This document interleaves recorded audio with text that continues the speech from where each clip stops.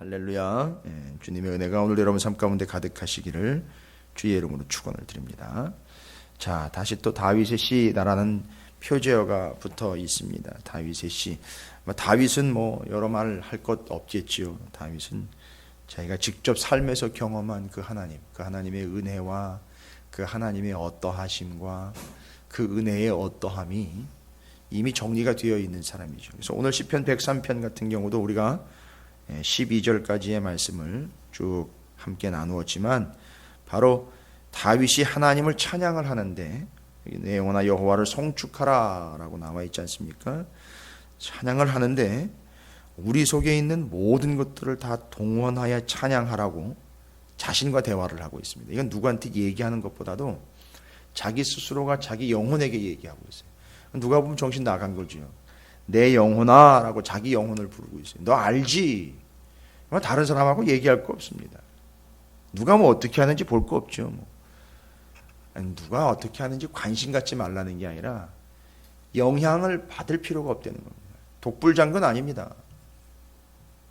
독선적이고 독단적인 걸 얘기하는 게 아닙니다.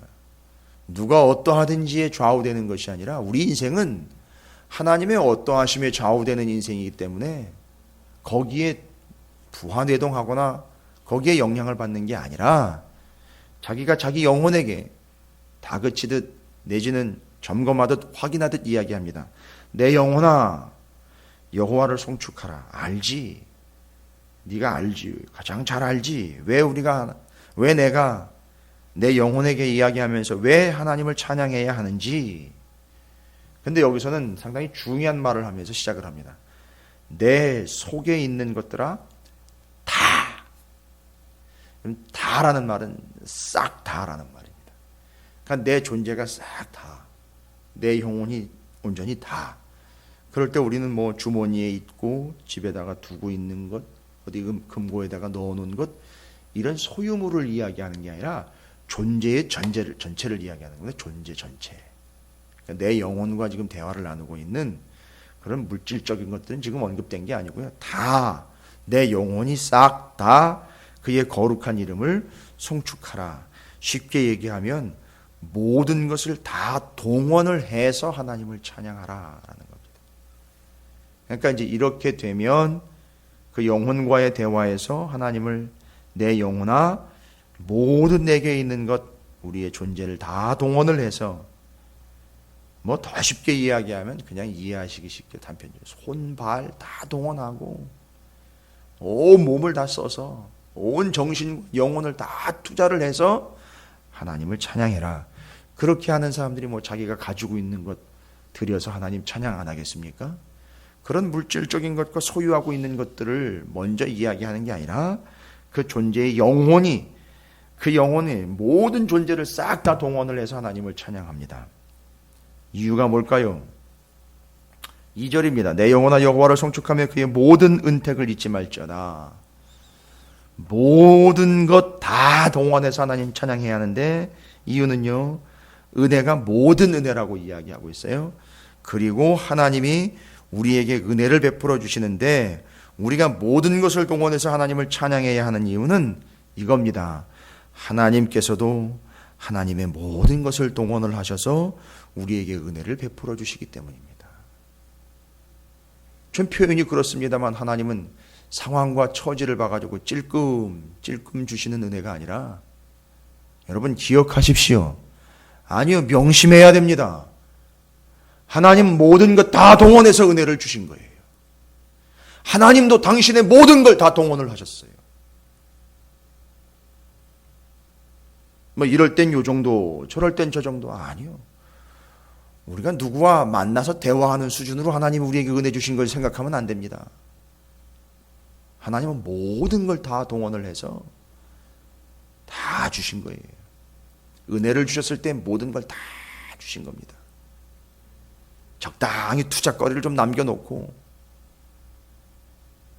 다음 해에 파종할 때 필요할 씨앗 정도 남겨놓는 그 농부의 마지막 그 적당한 양 정도의, 아니요, 최소한의 그것도 남겨놓으시는 거 아니고 모두 다 동원을 하셔서 은혜를 주신 겁니다. 그게 바로 예수 그리스도입니다.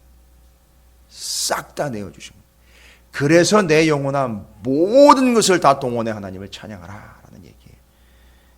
이 다윗이 그걸 알고 있는 겁니다. 도대체 그거를 어떻게 거부할 수가 없는 거죠. 그래서 내 영혼아 모든 것들아 다 찬양해라. 왜냐? 하나님 모든 걸 다 동원해서 우리에게 은혜를 베풀어 주셨기 때문이에요. 그래서 여기 103편 2절에 나와 있는 그의 모든 은택을 잊지 말지어다. 모든 은혜를 잊지 말지어다.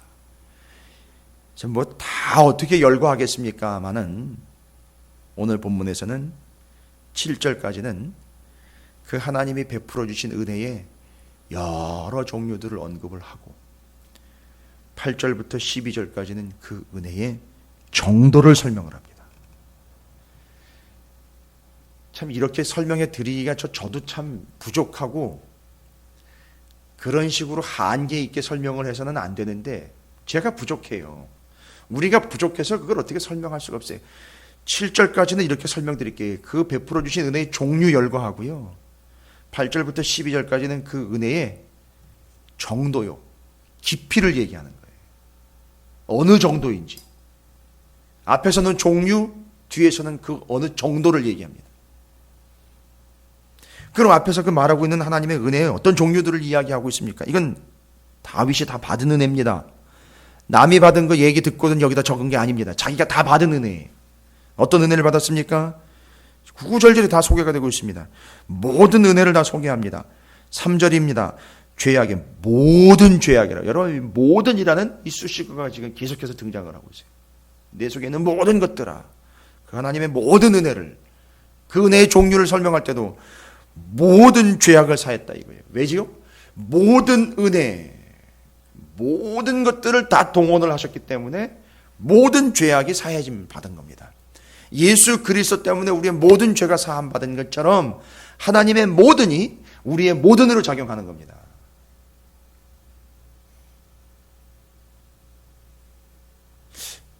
이 시편 103편을 묵상을 하면서 이 모든이라는 단어가 이렇게 파워풀하고 이렇게 은혜스러운 단어인지를 예전에 미처 몰랐습니다. 정말. 그래서 우리는 예전에는 모든이라는 단어는 우리를 위해서 썼어요. 좀 주시려면 다 주십시오. 모든 사람이 좀 복받게 해주십시오. 우리 가족 모두가 다 행복했으면 좋겠습니다. 다 나한테 썼어요. 바람으로 썼습니다.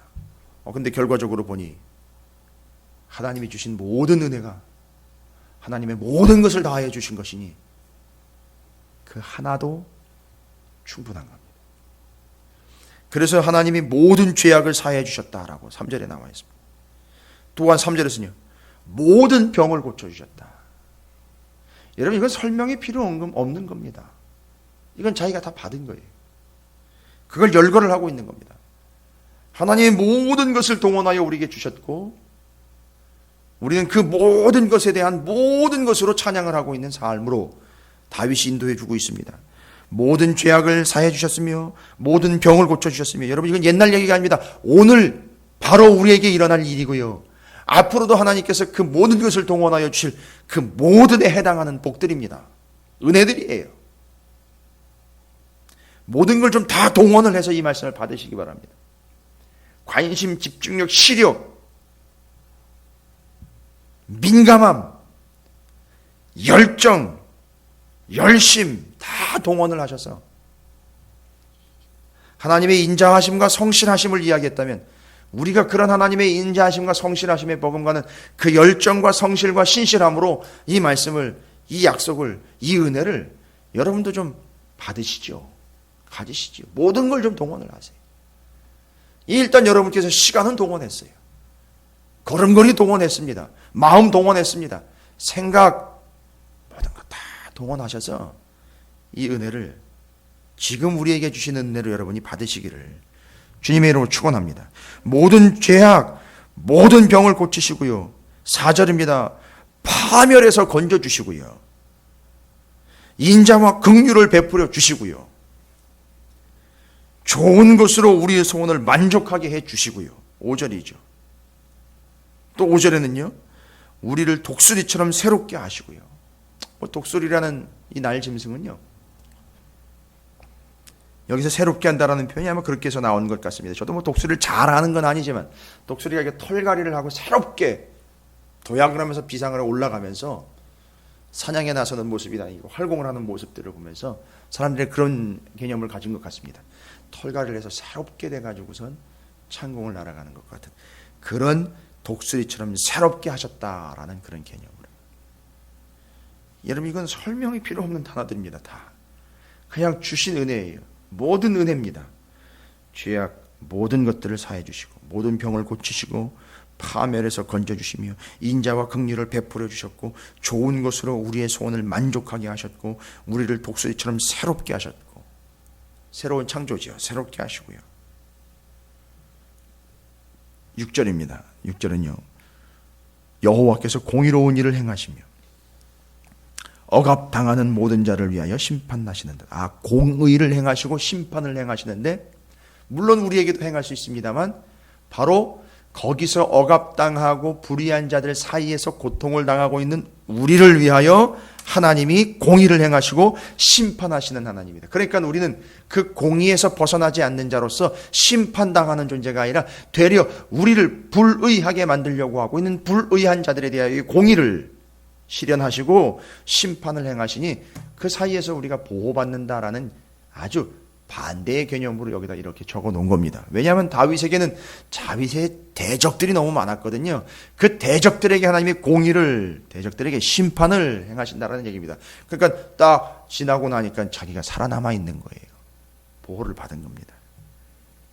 그렇게 공의와 심판을 행하시는 철저한 판단을 행하시는 하나님. 7절에서는요. 하나님 자신을 인생들에게 상당히 중요한, 이건 아주 신학적인 게 다 정립이 되어서 신학적인 정리까지도 끝내버린 겁니다. 이 모든 은혜를 한꺼번에 다 싸잡아서, 표현이 좀 그렇습니다만 다 뭉뚱그려가지고 이거 하나만큼의 버금가지 않는 가장 크고 놀랍다고도 할 수 있는, 그러나 제가 그 은혜들을 비교하는 건 아닙니다. 그 은혜는 하나하나가 다 그 나름대로 의미가 있습니다. 그러나 이것 하나에 정말 버금갈 수 없을 정말로 큰 은혜는 뭡니까? 7절에 그의 행위를 모세에게, 그의 행사를 이스라엘 자손에게 알리셨도다. 여러분, 하나님이 혼자 알아서 하셔도 되거든요. 하나님은 그럴 만한 능력과 그럴 만한 주권을 가지고 계신 분이거든요. 혼자 알아서 하실 수 있습니다. 그런데요, 우리에게 알려주셨다는 거예요. 여러분, 이거를 신학적인 용어로 계시라고 합니다. 드러내주시고 알려주시고 보여주시는 거예요. 여러분, 그게 바로 이 계시의 책인 성경입니다. 알려주신 겁니다. 거기다가 수식어 하나 좀 붙일까요? 친절하게 알려주신 거예요. 혼자 하나님 당신 홀로 독단적으로 단독적으로 알아서 애들은 가라 뭐 그런 개념이 아니에요. 피조물은 인생이 너희가 뭘 할 거야? 시키는 대로 해. 아니요. 그게 아닙니다. 다 알려주시고, 말하자면 드러내 보여주신 겁니다. 하나님 당신을 드러내 보여주신 거예요. 우리에게 내 마음이 좀 이래 라고 알려주시는 거예요. 내가 이랬으면 좋겠어 라고 알려주시는 거예요. 내가 이렇게 할 거야 라고 뭐 누구랑 상의를 합니까? 상의를 할 필요가 없는데요. 하나님 알아서 하시면 끝나는 건데요. 그거 누가 뭐라 그럴 것도 없고 그래서도 안 되는 거지요. 그런데 하나님은 우리에게 알려주신 거예요. 상당히 큰 은혜입니다. 정말로 큰 은혜예요.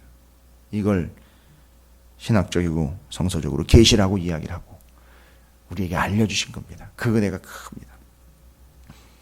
제가 한 8가지로 정리를 했습니다. 3절부터 7절까지 그 모든 은혜들을 여러분 잊지 마십시오. 그런데 그 은혜의 종류에 이어서 그 은혜의 깊이 어느 정도인지 그 은혜가 뒤에 쭉 설명을 합니다. 8절부터 12절까지인데요. 여러분 역시 들어보십시오. 읽어보십시오. 확인해 보십시오. 그 정도를 거듭해서 표현을 합니다. 여러분, 그 긍휼과 은혜가 어떻다라고 말씀을 하고 있습니까? 많다라고 설명을 합니다. 많다. 여러분, 여기 많다라는 말은 헤아릴 수 없을, 측정할 수 없을 수치를 이야기합니다. 여러분, 정도를 이야기하고 있습니다. 하나님의 은혜가 많다. 긍휼이 많다. 거기다가요, 그 노하기는 시간적으로요, 더디하신다라는 거예요. 이 정도, 앞에서 제가 설명을 드린 그 은혜의 종류와는 또 다른 은혜예요. 이걸 나누어서 묵상을 하는 묵상의 소재로 삼는 게 아니라 두 개념을 연결을 한번 해보십시오. 그 여러 종류의 많은 은혜, 그러한 종류의 은혜들과 그 종류의 은혜들의 어떠함을, 어느 정도인지를 한번 연결해서 묵상을 해보십시오. 은혜가 셀 수 없이 많다는 거예요. 근데 하나님이 노하기를요. 왜요? 죄 때문에요. 치시기로 작정하셔가지고 하나님 한번 화내시면요, 끝나는 거 아닙니까? 이 속된 표현을 말 맞다나 끝장나는 거 아닙니다. 그런데 하나님이 그 노하시는 것을 더디하신다는 겁니다. 여러분 화나면 얼마나 빠른 속도로 반응하십니까? 그거에 비하면 빛의 속도로 반응하는 우리의 노함과는 달리 하나님의 노하심은요, 더디하신다는 거예요. 그러니까 노하시면 끝나니까요. 그냥 한번 딱 노하시면 끝나버리니까 하나님이 그걸 잘 아셔요. 하나님께 죄송하다라는 표현을 좀 드리고 싶은데 그것밖에 없어요. 하나님이 그 노를 늑장을 부리셔요. 그 노를 바라시는 데 있어서 늑장을 부리십니다. 그 마음을 이해하시기 바랍니다. 8절에 보니까 그 인자하심이 아주 풍부하다는 거예요. 베풀어도 소진되지 않는 하나님의 인자가 너무너무 풍부하다는 겁니다. 9절에 보니까요, 경책하신다. 그런데요, 경책이라는 말은요, 징계입니다. 예, 징계도 받을 만하죠. 받아야죠. 그런데 뭐라고 나와 있습니까? 자주 경책하지 않으신다. 필요할 때 딱 맞춰서 자주 하시지 않는다. 9절에 보니까요, 노하심을 영원히 품지 않으신다. 여러분, 노하기를 더디함과 노하기를 영원히 품지 않으신다. 은혜의 종류와는 또 다른 은혜입니다. 9절에 역시 나와 있습니다. 노하기를 영원히 품지 않으시고, 10절에 우리가 한 대로 갚으시면 끝나는 거 아닙니까? 그런데 되려 우리가 행한 대로 갚지 않는 거예요, 하나님이. 행한 대로, 그 행한 바에 맞춰가지고 딱딱딱딱 하나님께서 만약에 심판을 하신다면 저나 여러분이나 지금 이 시간에 여기 앉아있을 사람 누구 하나가 남아있겠습니까? 그런데 10절 말씀 그대로 우리의 죄를 따라 우리를 처벌하지는 아니하시며, 여러분 이거 오해하시면 안 됩니다. 죄를 졌는데도 벌을 안 주신다, 이 개념이 아니에요. 하나님이 하나부터 열까지 그 구석구석 숨어있는 것까지 뼛속 그 깊숙이 혈관 그 흘러가고 있는 자그마한 죄의 조각 하나하나까지 다 들춰가지고 심판하시면, 여러분 우리는 티끌 조각 하나도 남지 않은 완전히 파멸된 존재가 될 겁니다. 그런데 그거에 대해서 우리가 다 행한 대로 갚지 않으신다라는 하나님의 은혜입니다. 그게 그 깊이예요. 11절에는요, 그 인자하심이 아주 크다는 겁니다. 측량할 수 없이 크다. 그리고 12절에 동이 서에서 먼 것 같이 우리의 죄과를 우리에게서 멀리 옮기셨다. 바로 이겁니다. 여러분, 이게 하나님이 우리에게 베풀으신 은혜의 정도를 가늠할 수 있을 정도로 우리에게 말씀해 주시는 겁니다. 앞선 부분에서 은혜의 그 모든 종류들 다는 아닙니다만 다윗이 자기가 받은 바 그 하나님의 은혜에 베풀어 주신 은혜의 리스트들이 쭉 기록이 되어 있습니다. 그리고 그 뒤에는 그 은혜의 정도에 대한 이야기들이 8절부터 12절까지 쭉 나와 있습니다. 은혜의 종류만 묵상을 해도 은혜일 텐데, 그 하나님이 베풀어 주신 은혜의 그 깊이와 정도를 이런 식으로 하나님이 표현을 했고, 그걸 또 그렇게 정확하게 기록을 해놓은 다윗 맞습니다. 그 사람이야말로 은혜 받은 사람이 맞습니다. 오늘 여러분의 삶에 이러한 종류의 은혜와 이러한 정도의 은혜가 참으로 크고 놀랍게 여러분을 감싸고 여러분에게 넘쳐나는 복된 하루가 되시기를 주님의 이름으로 축원을 드립니다.